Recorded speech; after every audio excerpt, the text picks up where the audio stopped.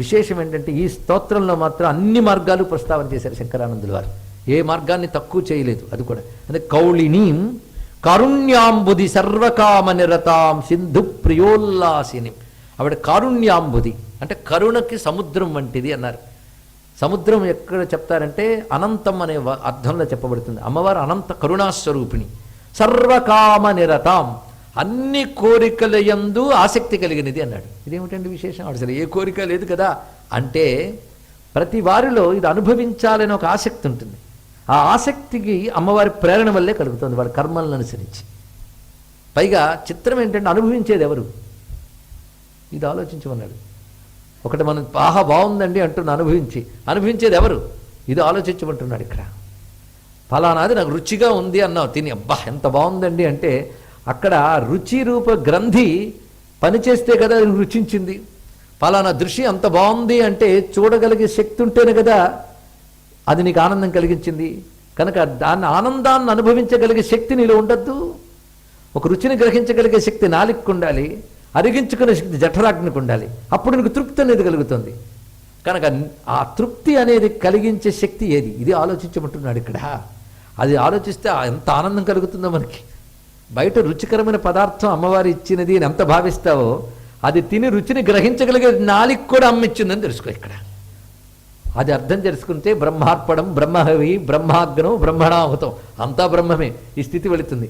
అందుకే ఆ తల్లే సర్వకామ నిరతం అన్ని కోరికల యందు ఆసక్తిగా అనుభవ రూపంగా ఉన్నది అని అర్థం.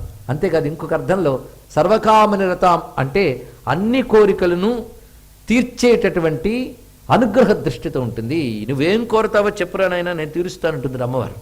అడగడం మనదాలస్యం, ఆవిడ ఇవ్వడానికి ఎప్పుడు సిద్ధంగా ఉంటుంది. ప్రహ్లాదుని అడగలేదు నరసింహస్వామి, ఏదైనా కోరుకో అన్నట్ట. ఎందుకు సార్ మొహమాట పడతావు, వద్దులే అన్నట్టు. ఇక్కడ నా అంతటి వాడు కనబడితే బోల్డ్ అంతమంది కోరికలు కోరుకుంటారు, నువ్వు ఇలా అనడం నాకు బాగోలేదు అన్నట్టు. ఇక్కడ ఏదో ఒకటి కోరుకున్నాడు. అప్పుడు అర్థమైంది ప్రహ్లాదుడికి, కోరికలు తీర్చే కల్పవృక్షం ఎదురుగా ఉన్నప్పుడు కోరుకోకపోతే బాగోదు అని అర్థమైంది ఇక్కడ.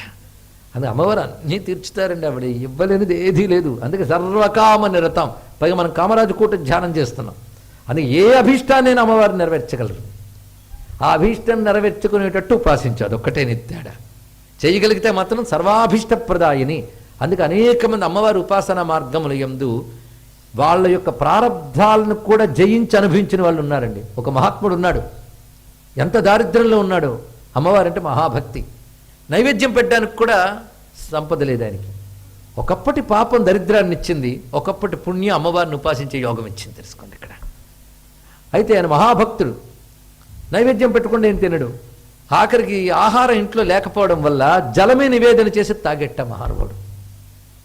అప్పుడు నీరసం వచ్చి కాస్త పడుకున్నాడు ఆయన. ఆవిడకి సాక్షాత్కరించింది, నాయన ఇంకా నీకు 7 జన్మల దరిద్రం ఉందయ్యా మహానుభావ అన్నది ఇక్కడ.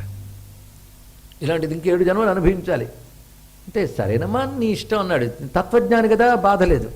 ఒక్కసారి నీ జోలి పట్టుందిటండి ఇక్కడ. జోలి పట్టగానే ఆవిడ 7 పిడికిళ్ళు వేసింది. అందులేదో నీ 7 జన్మల దరిద్రం నేను తీసేశాను, ఇంక నీకు పర్వాలేదండి ఇక్కడ. అప్పటికప్పుడు ఒక మహానుభావులు ఇంటి తలుపు తట్టి, స్వామి మిమ్మల్ని పెద్దవారు పిలిచారు, ఫలానా రోజు ఒక నెల రోజులు మీరు వచ్చి ఏదైనా మంచి విషయాలు మీకు చెప్పాలి, అందుకు గాను కొన్ని నెలలకు సరిపడే గ్రాసం పంపారా అని. గ్రాసం ఇంటికి వచ్చిందండి. అక్కడ నుంచి ఆ ఇంట్లో కొదవలేదు ఆహారానికి. అంటే అమ్మవారి ఆరాధన వల్ల 7 జన్మల దరిద్రం పోయించు ఇక్కడ. అంటే అటువంటి దయ అమ్మవారిది. అందుకే భగవంతుడిని ఆశ్రయించిన తర్వాత ఏం చేస్తాం, ప్రారంధం అనుభవించక తప్పదు అనకూడదుట. ఆ తల్లి తొలగించగలదు, కానీ అది ఎంత అవసరమో అంత చేస్తుంది ఆ తల్లి ఇక్కడ. అందుకే సర్వకామ నిరతాం అనే మాట. ఇప్పుడు నేను చెప్పిన కథ తాడేపల్లి రాఘవనారాయణ శాస్త్రి గారి జీవితంలో తన అనుభవంలో రాసుకున్నట్టు తెలుసుకోండి. అలా అనుగ్రహించింది. ఆ మాటకు వస్తే కాళిదాసుకి ఏం చేసింది, అమ్మా నేను మూర్ఖుణ్ణి తెలియలేదన్నాడు, నీకు 7 జన్మల మూర్ఖత్వం ఉందిరా నాయన అన్నది ఇక్కడ. అవునా తల్లి అంటే కొట్టింది. 7 దెబ్బలు కొట్టిందట. 7 దెబ్బల్లో 7 జన్మల క్షణాల్లో ఖర్చు చేయించింది ఆ తల్లి. ఆవిడికి సాధ్యం అవుతుంది ఇక్కడ.